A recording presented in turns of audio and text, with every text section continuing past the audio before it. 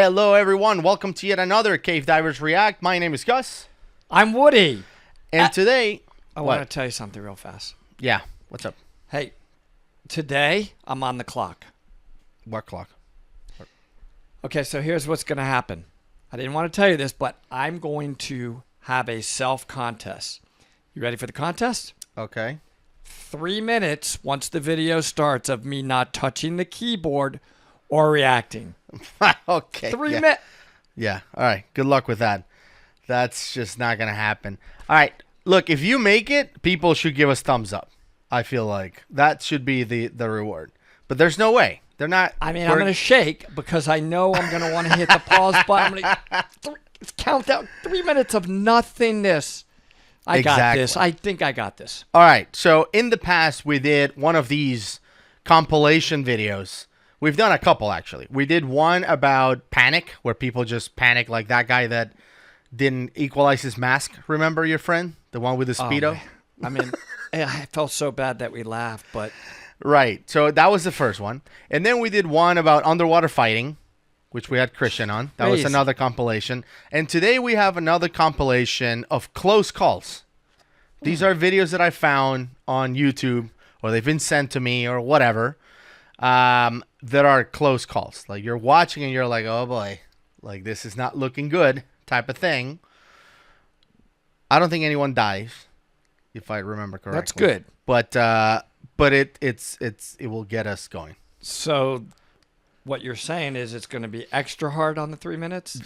Impossible, I would say. I got it. I really got it. All right, but I'm going to be honest with myself. If I just absolutely have to pause, I have to not cheat and pause. Right. But I'm trying to say, would it be better to let it run the full 3 minutes before I pause? But I just don't know because my mouth just blows open. Yeah, we'll see.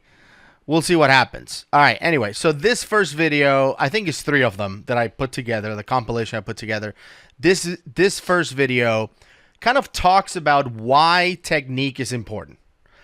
Technique in terms of diving includes trimming, kicking, all of that stuff. It's part of the technique. So what we're going to do is we're going to load up this video here. So I'm going to show it up now, and we are going to kind of review what these divers are doing, and I want your commentary. It's going to be hard, so it's going to be just me, I guess, talking about it for the first 3 minutes, which is I'm excited about. I'm never going to put a clock on me, so let's go. All right, so let me lower the volume a little bit because this is just bubbles and stuff. Nobody's talking. This will be just us. All right, so these divers, you can see from the technique that they are fairly new divers. And they're diving on a wreck. And this happens to be a night dive. So let me just add that. It's like as soon as you jump in, you know how they like to do it right before it gets dark? So they're outside this wreck. It's going dark. Don't do it. Don't do it. It's going dark. Very, very new, guys. Visibility is really bad.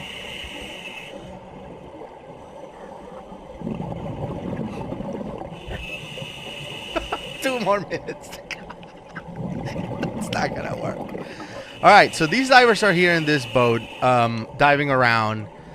And they have the great idea of, we should go inside. we should do a penetration right now. And well, again, we're not gonna be bashing people's technique. I'm not gonna say like these guys shouldn't be diving or anything like that, right? But I mean, there's training for this. There's training for this. Alright, so here they are inside the wreck. The people that say, Woody, don't stop at every 5 seconds are loving life right now. And, well, you know what's inside wrecks? Silt. A lot of silt. So let's see how these guys do it. Oh boy. Oh boy.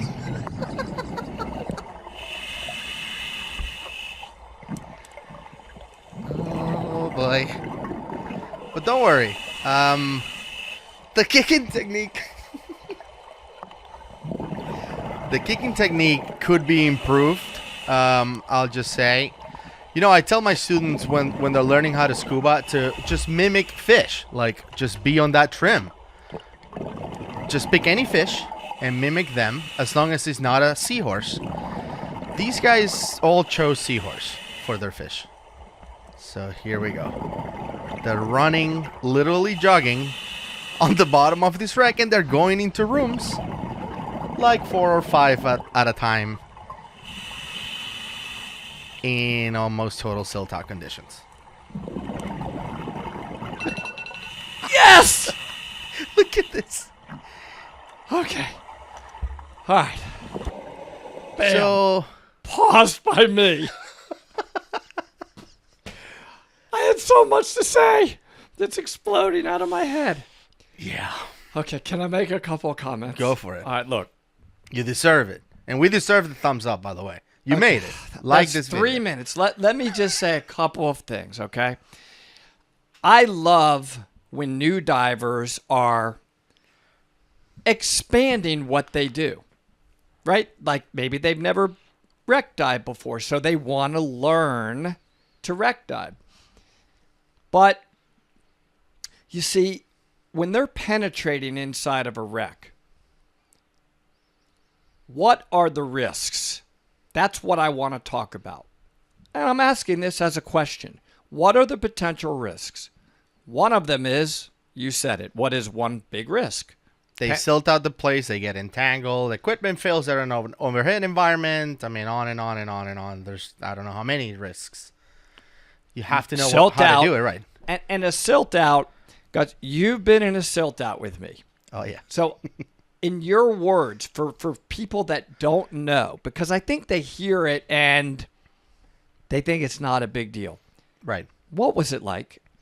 Just describe it from your heart. Yeah. So being on a silt out, it's the first time it happened. It's kind of interesting because until that time, every single silt out I had done has been simulations or in training, or you turn your light off and you can't see anything, but you're not really silt out. You know that you can turn your light on or open your eyes if you have your eyes closed and you can see. In a silt out, all of the sudden, you realize you can't see anything.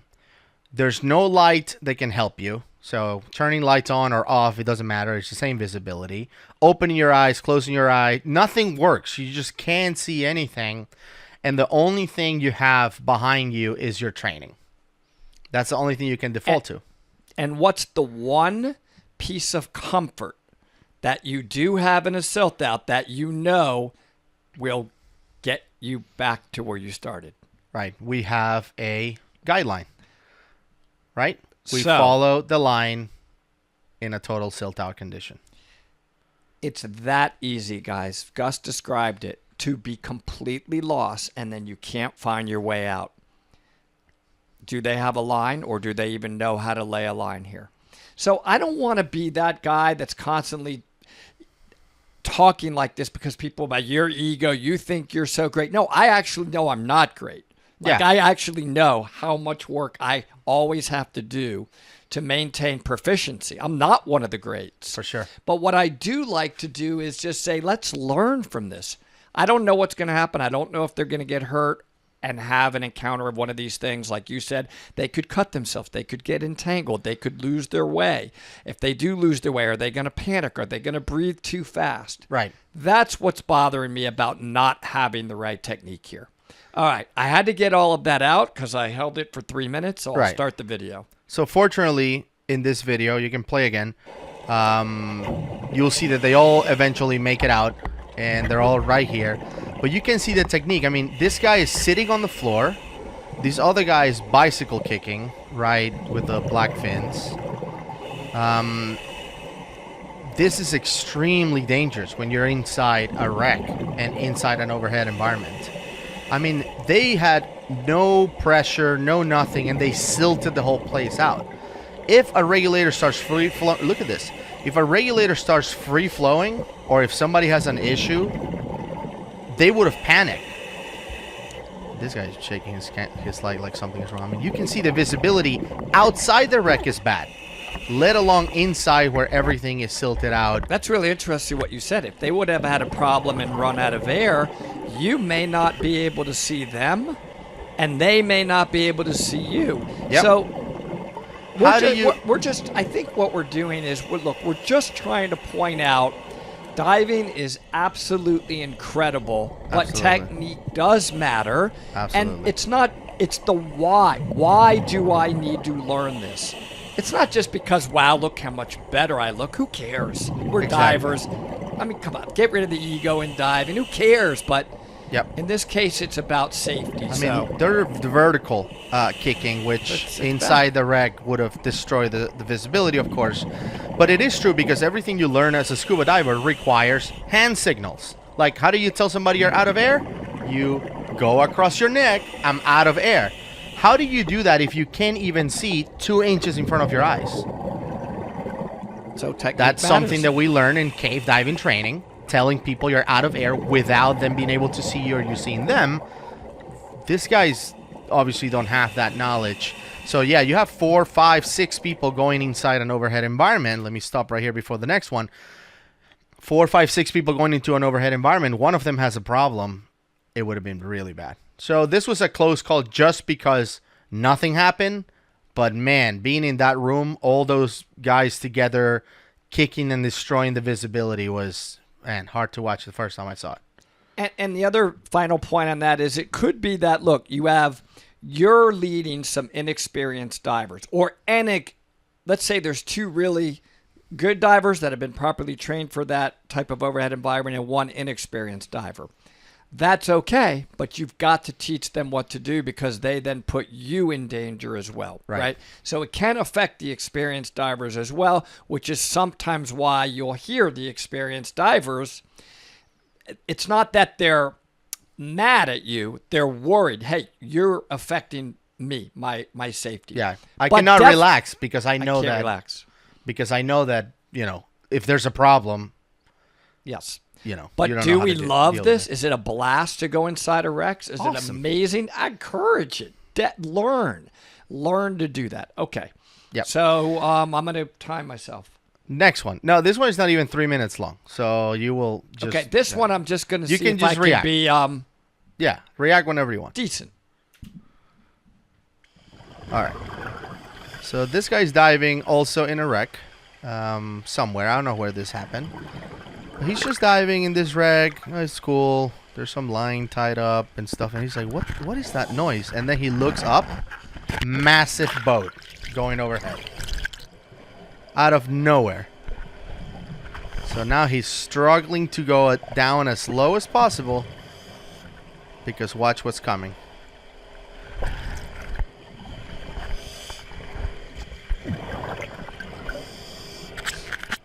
He's down on the floor, on the bottom. Look at this.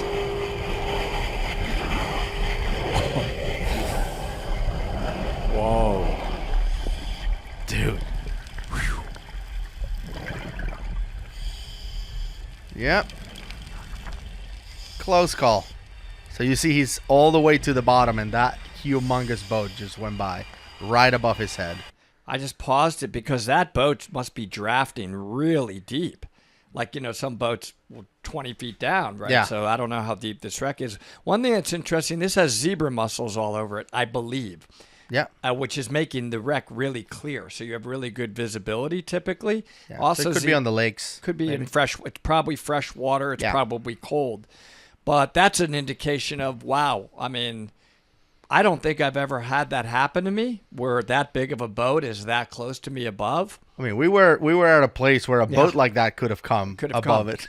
Which is why, you don't want to accidentally fly up. The other thing I was going to mention is some of you learned this in your open water class, that sound is traveling much faster. I think 4 times faster than it does on land because of the density. The sound waves have more to bounce off of, but it also makes it disorienting because you can't tell where the sound is coming from. Yep. It may be right above you and your brain is saying that's very far away. Right.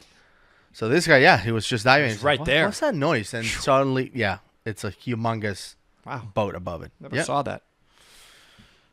All right, let's keep going here. He still hears the noise, though. So he's like, I don't know where that's coming from. That's the guy. He's like, whoa. Close call. Anyway, so here's another close call. These guys are diving, and they're like, what's that big thing approaching in the distance? This guy's filming. He's like, what is that? Is that a whale? No.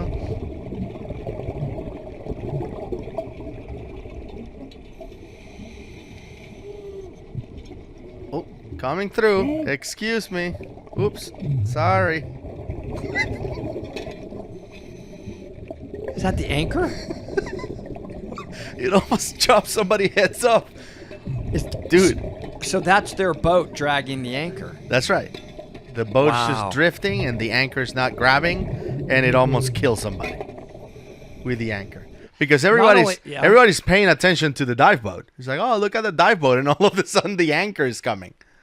And not only that, the dive boat could really start flying and drifting far away. So what skill would be beneficial for this one if the anchor does come unloose and the boat drifts far away? What skill would you think out there you would really need to be proficient at this point? Whoop. Yeah, absolutely. Shooting an SMB. Do you have one? And if you have one, do you have a reel? Yeah. And do you know how to fire it at depth? So that's a very important technique. Yep. Even when you are diving in an environment where you went down a downline, because maybe it's going to be there and maybe it's not. Now the boat's gone. And I think you want us to eventually to react to a very famous video where the entire boat becomes detached from a surface supply diver who ends up, I think you said, stuck underwater at hundreds of feet freezing for, I don't remember, 30 minutes he wasn't breathing or something. Yeah. It can happen. Yep.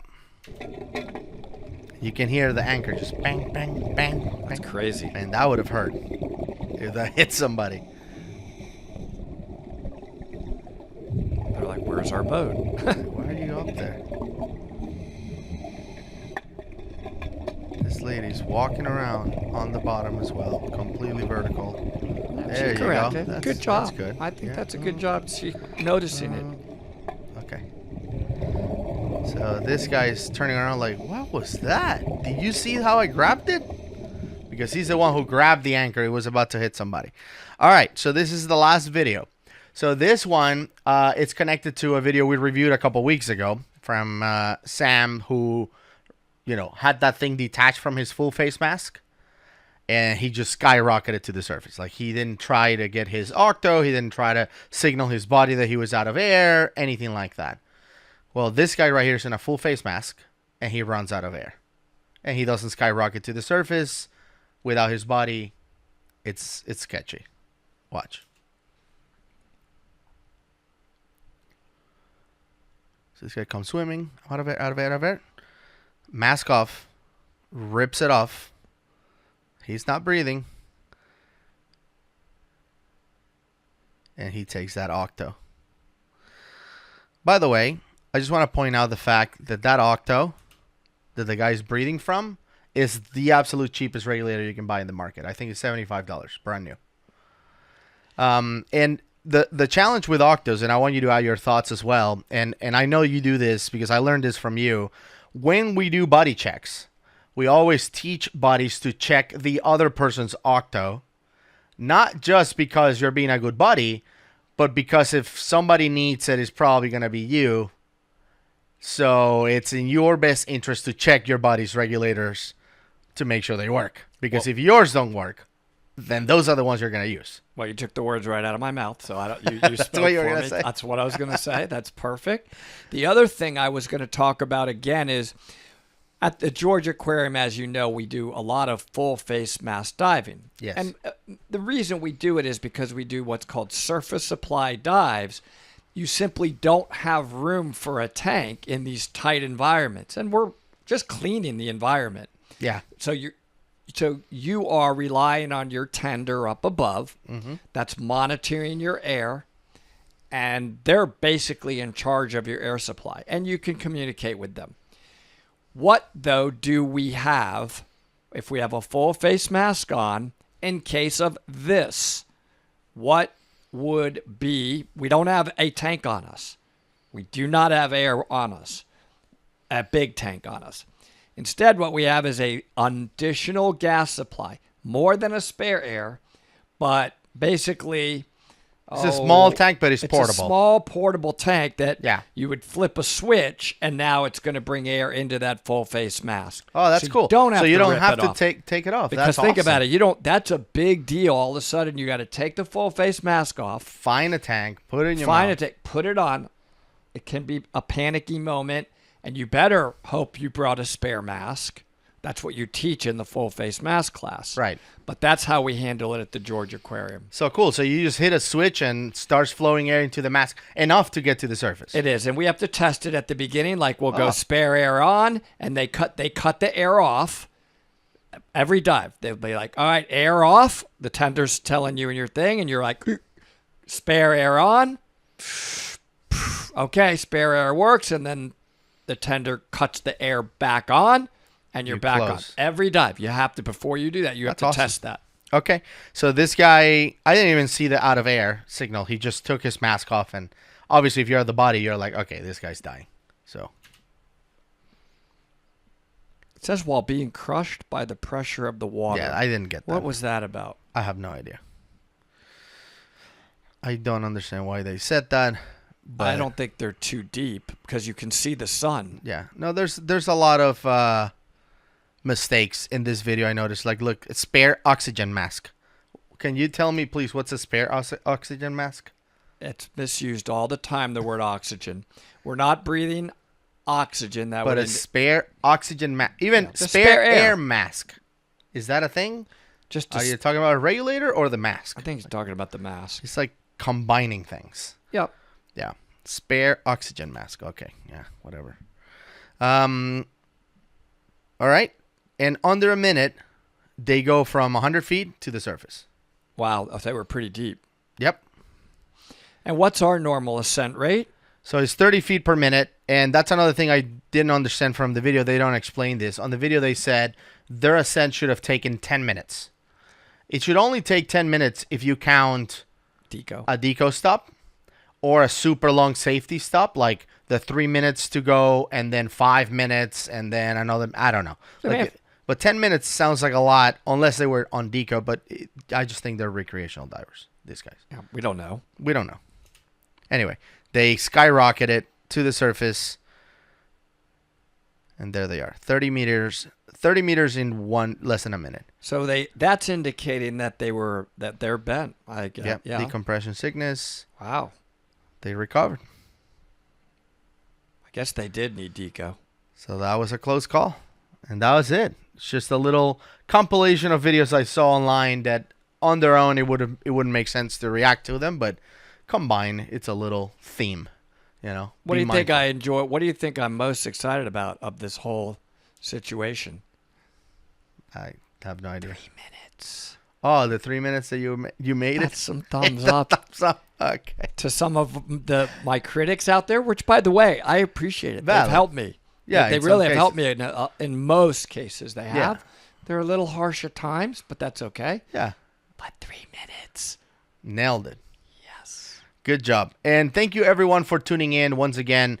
Please like this video and subscribe to our channel if you haven't done that already. Also share the video with other people. A lot of people are telling us like, oh, my wife was checking on me because I was laughing with your video or whatever. And then now she's watching them, or I'm watching them with my son or whatever. Like, share them with others because you never know who can enjoy learning more about diving, even if they're not divers, right? Yes. Thank you, everybody. Absolutely. We're pretty grateful these days. We're growing, and it's because of you. Thank you. Absolutely. We'll see you on the next one. Bye, everyone.